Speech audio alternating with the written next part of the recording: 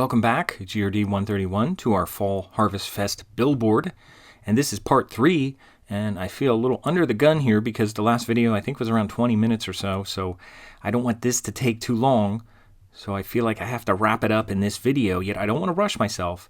But let's look at a couple things here. And again, I'm looking at this from further away because I want to look at it like a billboard. I don't want to look at it like it's a flyer right in front of me. I want to see it like it's something I'm driving by. Now, one thing I'm going to do is get rid of this thing because this is not necessary, so I'm going to drag that off into my ruler. Now, I don't have my layers out. Now, there's all kinds of things you're going to see in the layers. If I bring out my layer palette, it's going to be a mess. There's going to be just text and a million things on here, all kinds of stuff. And it may not be helpful right now. That's why I'm hiding it. But one thing I just want to point out that if you need to bring things on top, they have a bring to front thing, which will actually keep pushing these things on top of each other. So if you have to do that, it's not that hard to do. You don't have to do it through the layers if you don't want to. So I'm going to hide my layers again and just look at this. Now, one thing I was thinking about doing, and because of this blocky kind of pumpkin picture here, we're kind of limited. Like everything now has to get squeezed into this area. And it's not really that dynamic of a picture. It's a pumpkin. But what if we kind of overlap this over the pumpkin a little bit so it led into it? Now, the problem is it's underneath a bunch of stuff here. So if you have things underneath and you need to get them to the top and you don't want to go through the layer palette, a quick thing you could do is go over here. This is bring to front, bring element forward. That's bring to back. So just click this a couple times. Just keep doing it. If you actually watch the layer palette, you'd see it moving up the layer palette. So I'm going to do that. And I still have it on this auto scale. So I could even make it bigger if I want. We can really make it gigantic. Remember, it's a billboard, so Fall Harvest Fest may be huge. Now, I'm going to move this down. We have this stuff here. Now, what would be cool is to kind of have this going across, but even going all the way across, you could have it end here. That wouldn't look bad. Now, we'd have to make this stand out because it's getting a little lost there, but we kind of have this gap over here. But what if we move this over here? What if we went in here and we put AM, and then I went here and put space PM. And you might say, why did you add more stuff to it? Well, now I can actually make it here, and it kind of goes to the end. Now, this needs to go in front too, so let me bring this in the front a couple times. There it goes. So now that's in the front. Now, also, this font that we're using, it's a real wide kind of font, this Archivo. It's Libre Franklin, that's right. I used Archivo last time, and they had a condensed version. They had a narrow version. But remember, if you want to make it more condensed, you could go to transform and you could squash it a little. The only problem is you're not seeing the percentage that it's squashing. And actually, I'm going to turn this off. And I'm going to use this version because it seems to scale better. If you ever have a problem and you don't see the little arrow there to squash it, or not the arrow, but the transform handle, I'm going to put on auto scale font. And there I'm seeing the handle. So I'm just going to make that a little narrower. And I like the idea of having it go to the end and having the S go right under the H. Get some kind of alignment scheme there. That doesn't look bad. Now, of course, I have a little thing here. You put a leaf or something here, and we could put something over here. But now the pumpkin is becoming part of the layout. It's creating a flow. I'm looking at the stem of the pumpkin, and it's leading me up, and hopefully it'll go through here. Now, it's not enough right now because we have some dark areas that are a problem, but that looks okay so far. I don't mind the way it looks right now. We'd have to put something on here, a white stroke on the outside to help it, but I think that looks okay right now. We still have the logo down here. Now, we could do that thing where we put the website below here or somewhere down here. We have a lot of area here that we could use, but let's make this thing a little bigger. I'm not going to put anything underneath that right now, but I'll zoom in just a little bit. And before, what I did was I took out enjoy. I mean, if it's a hayride, of course you're going to enjoy it. You don't have to say enjoy a hayride. That's given. If there's a hayride, you're enjoying it. And pumpkin picking you may not need because you're going to grab it. Whatever you do to a pumpkin, just to know there's pumpkins there, that's all that matters. I mean, what would you do? Be like, well, no, I need to pick my pumpkin. I don't just want to take it out of a big field. I need to actually pick it off the stem. You may not need to do that. And there's a huge cornfield maze. And maybe it doesn't matter if it's huge. Maybe, I don't know if you're that particular with cornfield mazes. It has to be huge. To be honest, if it's that huge and it's taking 2 hours, you got things to do. You might want a medium-sized cornfield maze. So, huge cornfield maze may not be an issue. So farm fresh foods, you could go to the store and get farm fresh foods anytime. And lots of craft and games for kids. Who needs that? So, you could do that anywhere. So we'll just stick with the 3 things there and get rid of all this stuff. So now we have some elements here that are part of it, and we could kind of even use this alignment scheme we have going on here. Now, we could leave this in italic. It may be hard to read on a billboard. So I'd say no. I'd say let's put this in that Libre Franklin. Let's stay with the same family. I don't need to have it italic. That doesn't look good in italic. Maybe bold, but let's make it a lot smaller so it fits in that area. And maybe our logo will be a little too big, but we'll go a little smaller, and maybe we'll even squash it. Now, I don't recommend a lot of squashing, but since I don't have a condensed font or a narrow font, I'll just squash it myself and put that in there. Now, it doesn't look good with commas, so I'm going to double click in here, and you could try the option 8 on a Mac, or if you're on Windows, try Alt 0149. I think after 30 years, I think that still works, or 20 years, I think it still works. And remember, always put a space, bullet, space. And if you don't have a bullet, do a horizontal slash, like shift backslash will make that thing. So that's more, web looking. That's more cutting edge. You could do that. Maybe I'll just do that instead of a bullet. So I'll do space, space, horizontal slash, space, space. Now it's getting a little close there, but that's okay. Maybe I'll just move this back a little bit. Doesn't have to be right on that edge. Although, actually it does, because I want it lined up with that H. So I'll leave that for now. I'm trying to be, when it comes to alignment, you want to be very specific. You don't want to just have random things lining up. So I'll move this down a little bit. Could this go over here? Maybe, but that may look bad. So I'm going to try to line it up with that and see what happens here. I'll move this up a little bit, and maybe I'll make this smaller, and that way I can nudge it down a little bit. So we're trying to work with this space a little bit. I could even move this over a little. That'll allow me to move this over, and then I can move this over, and now we have a little more room there. Now I could make this bigger if I want, closer to the edge. I could do that, but I still want this nudged over. I'm using my arrow key, so I'm going to nudge this over. Matter of fact, you could even bring a guide out, kind of line this up here, and that way you could kind of line these things up. The letters, not the boxes, and make sure that the letters are lined up. And that looks okay, I guess. And I'm not going to bother with Rockport Road or anything like that, or the phone number. I don't know if people are really going to look at a billboard and call a phone number. Hey, write that down or something. They're going to just remember StonyBrookFarms.com. Oh, that was at Stony Brook Farms. Even if they don't know where it is. Well, where is it? I don't know. Just go to the website. I'm sure there's a map there. You could find out. So that's all I'm going to use from here. So again, it's a billboard. So we have to adapt what we're doing here. So again, I don't have much time to finish this video. I have to get this video done. So I'm going to move this down here. And instead of just tucking it in there, I'm going to keep my alignment scheme going. And I can make this bigger because it's important. It's the website, so I could try to make it a little bigger. I'll use this auto scale font and move it up a little bit. Now, I don't know if I'm going to keep it in this serif font, but I could nudge it down. So the baseline, remember typography, the baseline is kind of on the margin there.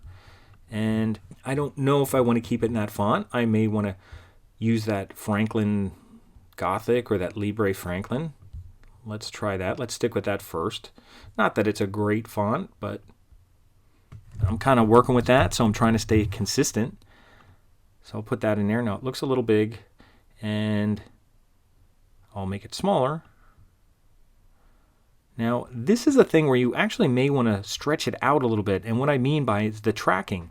Only because if it's a website, you may want to stretch out the letters a little bit.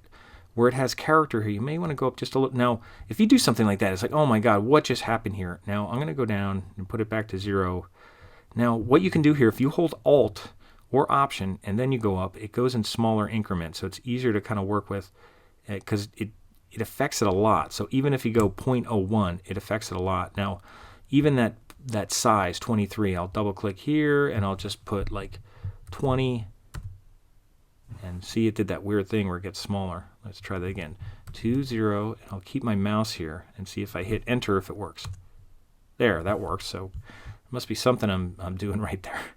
And I'm going to move this down a little bit and zoom out. Now I'm going to start to zoom out because I want to see how this looks. Now, it's okay. It's not great. I think I still like my other one better, but I'm going to move this down a little bit. And one thing I might do with this thing to make this stand out, I might put an outline on it. Only because it needs to stick out from this picture. Not that I need an outline over here. And we may add some more color because we haven't messed with color yet. But let me put an outline on here, and that's a border. So if I select it with my arrow, I'm going to go to border, and here's border. And I'll just hit add. There's a little plus sign. And it makes a black border. And I'm going to change it to a white border. And one thing you want to do when you do that, I'll click here again to make that go away. Go to your border options. There's a little thing here. And make sure it's on the outside. And it is. So make sure it's on the outside. I'll go a little higher on this. I'll double click in here, maybe put 2, hit enter. And that way it stands out a little bit from that pumpkin. Actually, I kind of like that. Maybe I'll even do 3. And that stands out nice. That stands out nice from that, yet it doesn't affect what's going on over here. Now, the problem with this is we have a lot of color over here and we have nothing over here. Now, ideally, this logo would be in color. We'd have some kind of color in this logo. We don't. It's a black and white logo. So I'm not sure what we could do. We could go in here. Maybe we could go in here and click on here and take the eyedropper and pick out a nice orange color for that. Maybe that might look nice in orange. Maybe we want an orange block or something and put those things in white or something like that. This thing, I don't know if I'm crazy about this, but I think I want it in bold so it really stands out. And I might even want to bring this down just a little bit, just kind of nudge everything down a little. And that's not too bad. And again, I wish I was showing you a version that was like, oh, this was really incredible. Like I think the other one, the sample I worked on, and again, I just messed around with some stuff, and that's where I came up with this. And it just happened that I like the way this kind of angled here, and I used this thing along the bottom. And, you know, you could use that option too. Putting that little bar along the bottom with the address and website, that gives you a nice little bottom. Then you don't have to worry about any of that stuff. And I put this stuff up at the top. Now, here we're doing something different. We're keeping the same font that we were working on. Now, should this be bold? I don't know. Let me just hit the B button. Should that be bold? You know, we get in the situation that we're making everything bold. And I don't like doing that. I think it was readable without being bold. I think if it's a billboard and you're driving by, I think you could see it without being bold, you know, because it's very big. Now, I could go a little bigger to take it to the end, to kind of make it scale to the end. That's a little bit bigger. And I could zoom in and make that a little bit smaller because I want to be right on the, kind of on the margin there. I don't want it to go over. Now, would it be better to have this thing in some kind of box? Would it be better to have this thing in some kind of box? I'm not sure. You know, would it be better to have color behind here? Possibly. I mean, that's going to mess up our little edge there if we do that, but let's just try it. Let's say we want to put a photo behind it like it did on the other one. So we'll go to pumpkins here. Maybe there's something right in this thing here of some kind of pumpkin patch that might look good in the background. Nothing real crazy. Maybe something farm looking. There's a lot of pumpkins here, and maybe we could put pumpkin patch and we'll find something. I don't know. There's a pumpkin patch that looks kind of neat. Maybe something like this. There's a lot of sunshine in here. Let me try this. And I'm just going to right click and say copy image and go back here. And I'm just going to paste it. Now it's probably going to get on top of everything. Now I'm just going to scale it up right now.